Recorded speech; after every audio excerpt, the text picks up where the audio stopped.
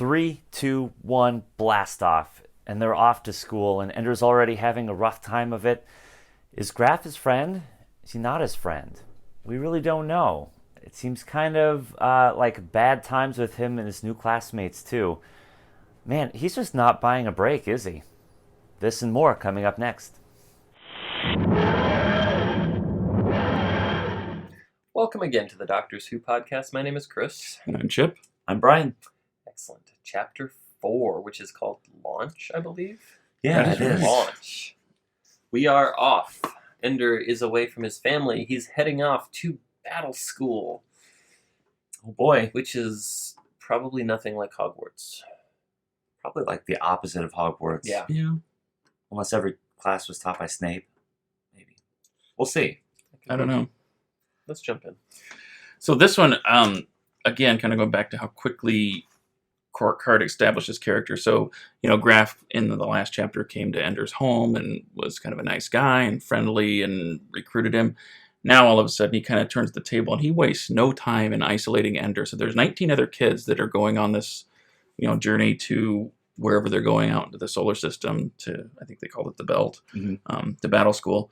But he quickly isolates Ender within that group and refers to him as the most intelligent. So there's some kind of games that he's playing, but he basically, says, yeah, Ender's the smartest of all of you, and you guys are all stupid compared to him, and basically it's the same thing that we've seen. So in chapter 1, he was isolated and on his own in school. At home, other than his sister, he's basically on his own at home, and now Graff is doing the same thing to him as they're flying off to this battle school, and it even gets to the point where Ender's kind of put in the same position that kind of mirrors chapter 1, where another kid is basically picking on him, and they're calling I don't remember what they called him, but it's basically you're kind of a suck up or brown nose, or you're the teacher's favorite, and this kid's picking on him, and Ender basically flips him out of his seat, breaks his arm, and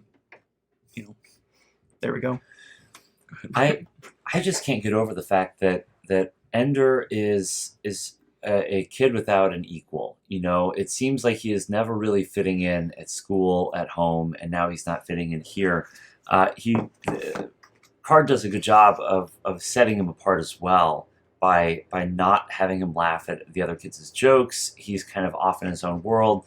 Things that other kids don't find funny, like when Graff was, trying to give them a talk and he was using his feet to hold on to a bar. He found that funny, and none of the other kids did. He is so different from everyone, and these are the best of the best. If you think about when he was at school, he was with the people that he grew up with. When he was at home, he was with his family. And now he's with the best of the best, and he's still a different class than the rest of them. So it really gives you a feel for how lonely he is. And it was kind of hard to read, but also at the same time very entertaining. Yeah, my takeaway from this was just how Graff manages to manipulate all of these kids so quickly and so efficiently. If we go back to like that little epitaph at the beginning, it says, first paragraph, with Ender we have to strike a delicate balance. Isolate him enough that he remains creative, otherwise he'll adopt the system here and we'll lose him. At the same time, we need to make sure he keeps a strong ability to lead. So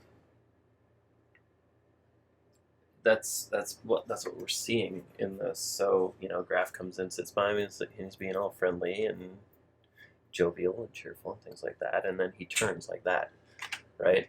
He goes from mentor, confidant to this perfect caricature of a drill sergeant, right? Exactly. And holding up Ender as the standard by which they will all fall short, and he's intentionally trying to provoke Ender into doing what he did because he wants everybody else to see that they need to fall in line and they're going to have to follow this kid.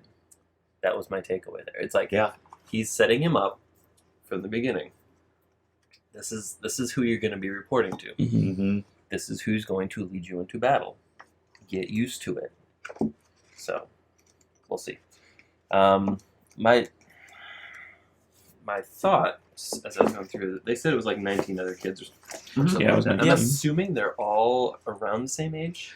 I would think so. If his brother Peter was part of the program for a couple of years, so I don't know if it's kind of each year they bring a class together. People make the class and they train them or not. Yeah.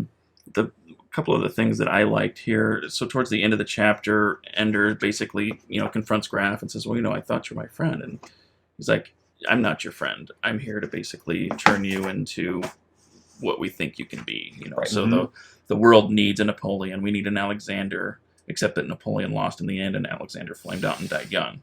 But basically we need a leader. And then the other thing that he says that I thought was interesting was basically people are tools when needed. Our very freedom is not our own, but it's a property of humanity. And we may be called upon to sacrifice that freedom to serve a cause that's larger than ourselves.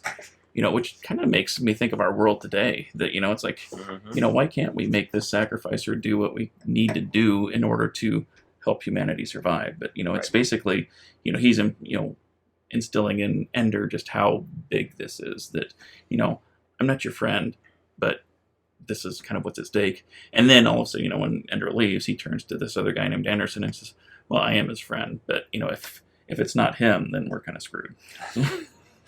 Yeah. That's not how it read in the book, but that's basically pretty much. I get you. Pretty much, though. And that's the interesting dynamic because throughout the epitaph so far, they talk about what they have to do to get him where he needs to be. And the one that I think we now know has been Graff throughout all 4 chapters is like, I don't want to do this, but I have to. Yeah. And he's probably the one that spent the most time with the monitor and knows him inside and out and all this stuff. So I think that just putting yourself in Graff's shoes a little bit, like how tortured do you have to be in that position, knowing what you're doing and understanding that you're doing the thing that's probably going to keep the planet free and alive. Yeah. So I think it was towards the end when he says, "Anderson, think what we're going to do to him. We're going to make him the best military commander in history, and then put the fate of the world on his shoulders." Yeah. Jeez. Not mincing as a 6-year-old. Yeah, right, exactly. So, yeah, with each chapter, I'm like, okay, where is this going to go? Yeah. Like, I'm curious to see Battle School.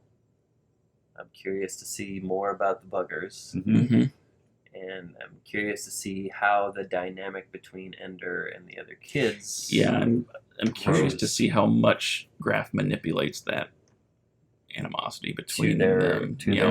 Because the other thing that I think it's either said outright or hinted at that, of these kids, Ender's going to have to lead them. So, even though they're building this kind of rivalry between them now, eventually he's going to have to win them over and be their commander. Yeah. Well, maybe not even win them over, but gain their respect. Starship Troopers.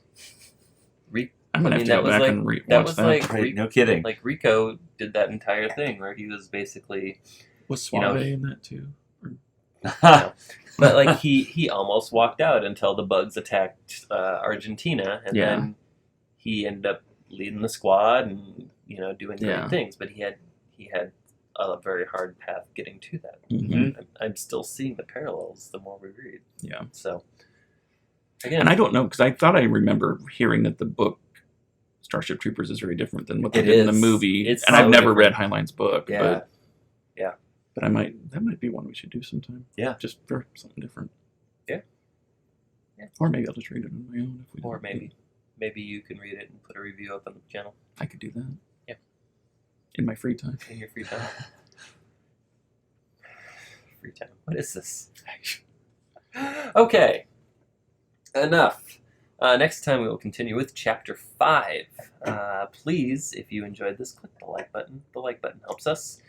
Hit the subscribe button and the bell notification so that when we post new content, which is weekly, you will get notified.